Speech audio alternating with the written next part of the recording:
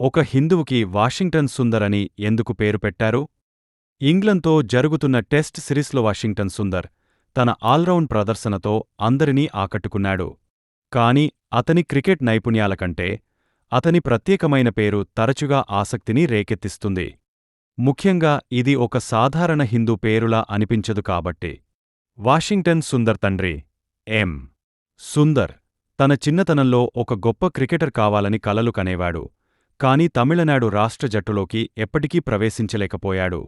అతను చిన్నప్పుడు క్రికెట్ ఆడుతున్నప్పుడు రిటైర్డ్ ఇండియన్ ఆర్మీ ఆఫీసర్ అయిన పి.డి.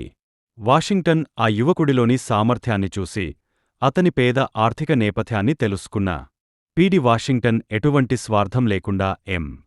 సుందర్కు మద్దతు ఇచ్చాడు. అతనికి క్రికెట్ గేర్ కొనిచ్చాడు. అతని చదువుకు సహాయం చేశాడు మరియు తన సైకిల్పై అతన్ని పాఠశాలకు కూడా తీసుకెళ్లేవాడు. తా అధికారి చేసిన సహాయానికి కృతజ్ఞతగా ఎం. సుందర్ తన కొడుకుకు వాషింగ్టన్ అని పేరు పెట్టుకున్నారు. తద్వారా ఆయన జ్ఞాపకాలను సజీవంగా ఉంచారు.